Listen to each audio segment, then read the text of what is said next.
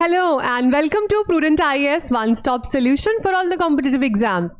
अभी रिसेंटली हमने India UK की ट्रेड डील के बारे में पढ़ा ही था कि यहाँ पे यूएस ने टैरिफ्स इम्पोज कर दिए हैं और ये ट्रम्प ने खुद अनाउंस किया है 25% tariff along with that a penalty. तो सबसे पहले हम समझते हैं एक्चुअली ये क्या इसका मतलब है, इसका इमीडिएट इम्पैक्ट क्या होगा और इंडिया के पास अब क्या क्या ऑप्शंस रहते हैं।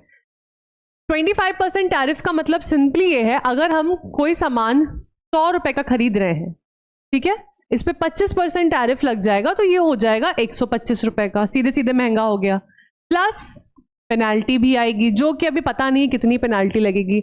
अब जब ट्रंप ने ये पोस्ट की है तो उसके साथ साथ उन्होंने रीजन भी स्पेसिफाई किया। रीजन क्या है? रशिया और चाइना, जिसमें रशिया स्पेसिफिकली, रशिया का रोल क्यों है? क्योंकि India is Russia's largest buyer of energy. Of course weapons है, सारी चीजें हम फ्रांस से, रशिया से लेते हैं। अच्छा, अब इसको समझने के लिए ना थोड़ा सा ह्यूमन नेचर पर्सपेक्टिव से जानिए तो बहुत आसान हो जाता है।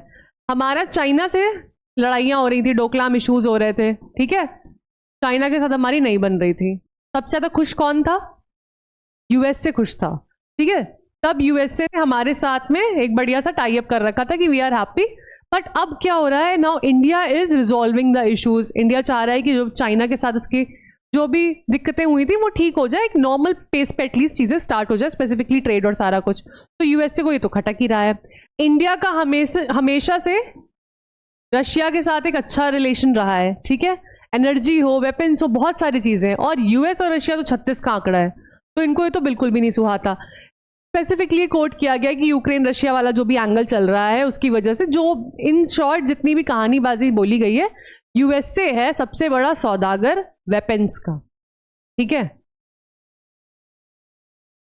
और यूएसए को इस चीज से दिक्कत है कि अगर इंडिया खुद वेपन नहीं बना रहा है, वो खरीद रहा है रशिया से, फ्रांस से, दुनिया भर से, तो वो हमसे क्यों नहीं खरीद रहा है, ठीक है। इंडिया और यूएसए में ट्रेड डील्स, बायलैटरल डील्स की बात भी चल रही थी, बट इससे पहले वो फाइनल होती, इंडिया और यूके का एफटीए साइन होने की बात आ गई, है ना। तो अब यूएसए को ये भी लग रहा है कि इस बात पे इंडिया ने थोड़ा ध्यान भी नहीं दिया था। कोई डेडलाइन भी, यूएसए ने कहा था एक डेडलाइन है डील की, हमने कहा हम डेडलाइन भी फॉलो नहीं करेंगे। और बहुत सारी ऐसी चीजें जो उसका एक कंटेक्स्ट, एक बेस बनाती हैं। ये कोई पहली बार नहीं हो रहा है ऐसा। हमने जब भी चाइना से इंगेजमेंट बढ़ाई है, चाहे वो एससीओ हो, ठीक है, तब नाटो का मुंह फूला था। किसी ना किसी को दिक्कत होती ही है, बिकॉज क्यों? दो आइडियोलॉजीज हैं, कैपिटलिज्म और एक ही कम्युनिज्म, जो यहाँ पे रशिया चाइना, ये कंट्रीज उनमें अपना चलता ही रहता है, कोल्ड वॉर टाइप का आइडियोलॉजी का। और जो भी दूसरी कंट्री किसी के साथ भी अलाइन करेगी तो एक ना एक का तो मुंह फूलेगा ही फूलेगा। अगर हम रशिया से हम अफोर्ड ही नहीं कर सकते तोड़ना, because Russia has been a time trusted true friend. और यूएसए ने तो अपना चेहरा दिखाई दिया है कि किस तरह से वो किसी का सच्चा दोस्त नहीं है अगर उसके हित में चीजें हो रही हैं। एंड ट्रम्प की तो अमेरिका फर्स्ट पॉलिसी सबको पता ही है। लेकिन कुछ चीजें यहाँ पे नोट करने वाली क्या है, क्योंकि यूएसए ने चाइना पे भी ऑफ कोर्स बहुत सारी पेनाल्टीज लगाई हुई हैं, ठीक है। उन्होंने बोला हम ऐसा कर देंगे, वैसा कर देंगे, धमकी देना इनका काम है, ये देते रहते हैं। लेकिन चाइना को इन्होंने रिलैक्सेशन, यूएसए ने बहुत सारी कंट्रीज के लिए रिलैक्सेशन पीरियड निकाला था, जिसमें चाइना भी था। 90 डेज का रिलैक्सेशन दिया था चाइना को, ठीक।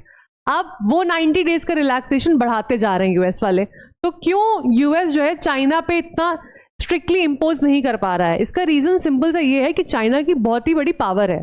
पावर कहां लाई करती है? रेयर अर्थ मेटल्स,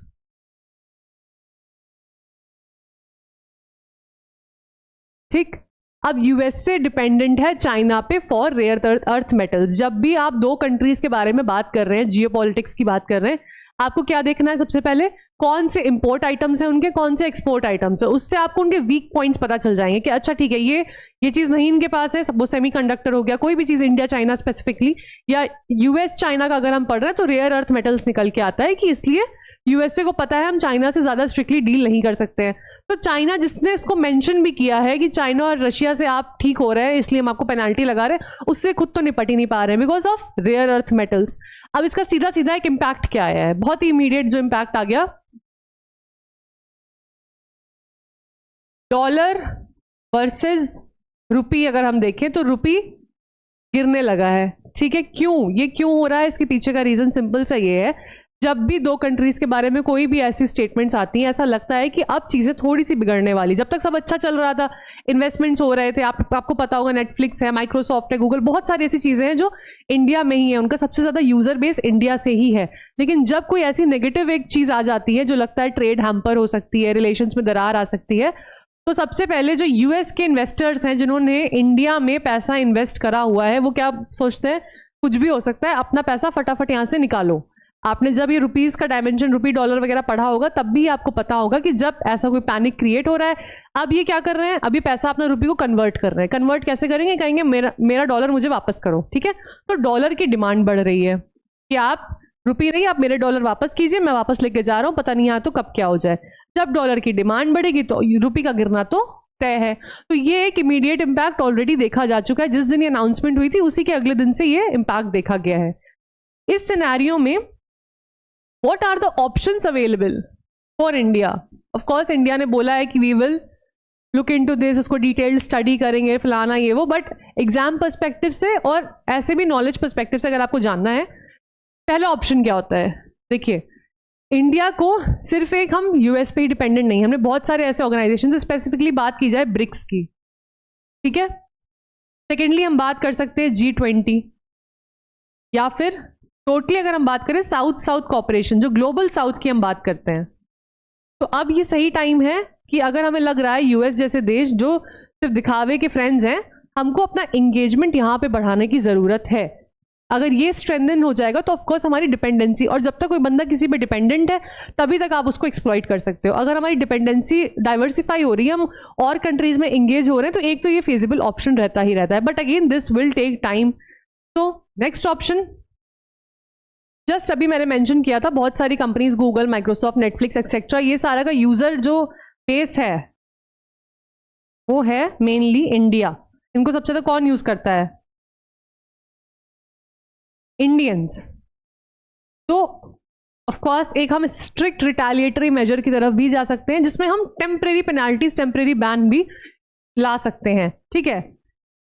अब what can be another option? Fourth option, India, Russia, China access.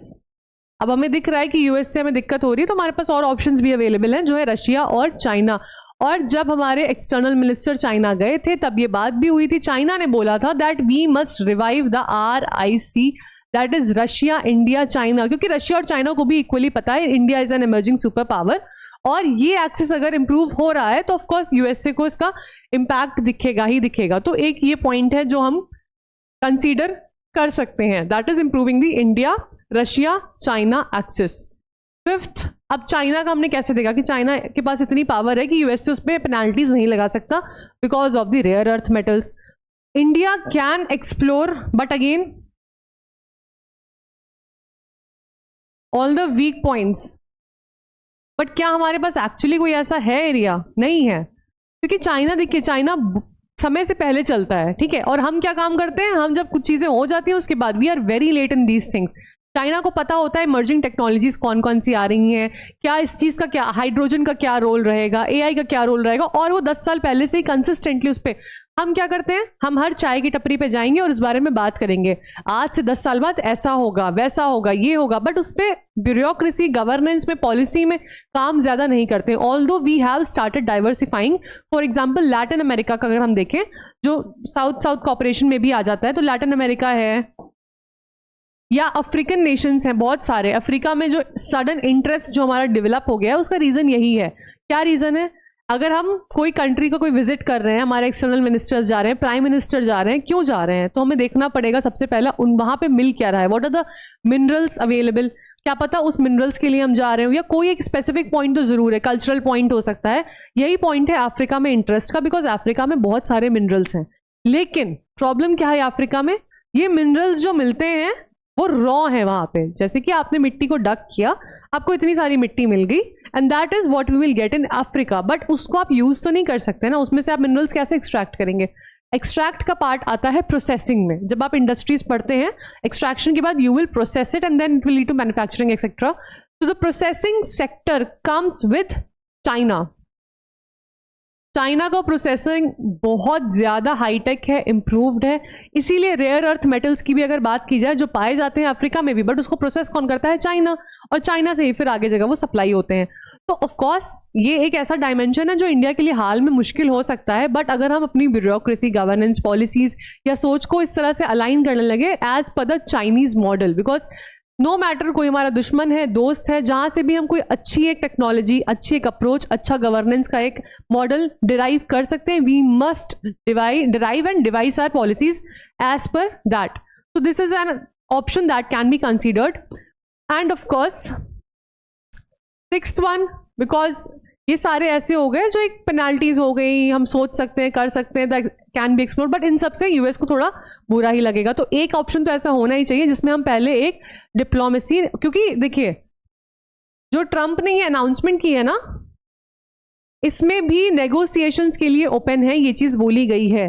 तो अगर नेगोशिएशंस का पार्ट अवेलेबल है, हमेशा होता है, ऑल्टरनेट डिस्प्यूट रेजोल्यूशन मैकेनिज्म्स होते हैं, जो भी चीजें हम पढ़ते हैं, तो हमारा सब फर्स्ट स्टेप यही होता है कि पहले मीडिएशन कर लें, उसको रिजॉल्व कर लें, नेगोशिएट कर लें. यहां पे भी हमें सेम चीज का ध्यान रखना है, नेगोशिएशन पार्ट का. अगर नेगोशिएट करके we can form a common platform, या फिर हम जो पेनाल्टीज हैं इसको रिड्यूस और रिमूव करा सकते हैं. We can even explore the alternate mechanisms for resolution and negotiation. अगर ये सारा करने से ही चीजें ठीक हो रही हैं, इंडिया यूएस के रिलेशन बेटर हो रहे हैं, तो वेल एंड गुड. कौन चाहता है हर बार लड़ाई दंगे करने, किसी का मुंह फुलाना ही फुलाना जरूरी है? क्योंकि देखिए यूएस से अगर हमारी चीजें बिगड़ रही हैं तो सिर्फ एक ये ट्रेड का डायमेंशन नहीं है, जो क्वाड में एंगेजमेंट है, ठीक है, वो भी हैम्पर होएगी ही होएगी. बिकॉज अगर आपकी बातचीत ही सही नहीं हो रही, ट्रेड नहीं सही हो रही है, तो आप ऐसे प्लेटफॉर्म्स पे एक मत में कैसे बात करेंगे? तो whenever you are studying a topic, specifically a current topic, आपको एक बैलेंस्ड अप्रोच लेके ही चलना है. ऐसे ऑप्शंस भी एक्सप्लोर करने हैं जो इंडिया के लिए बेनिफिशियल हो सकते हैं. जैसे कुछ ये रोल जो साउथ साउथ कॉपरेशन वाली बात है, यहाँ पे इंडिया एक सुपर पावर लीडर की तरह इमर्ज करके आएगा, तो वेल एंड गुड.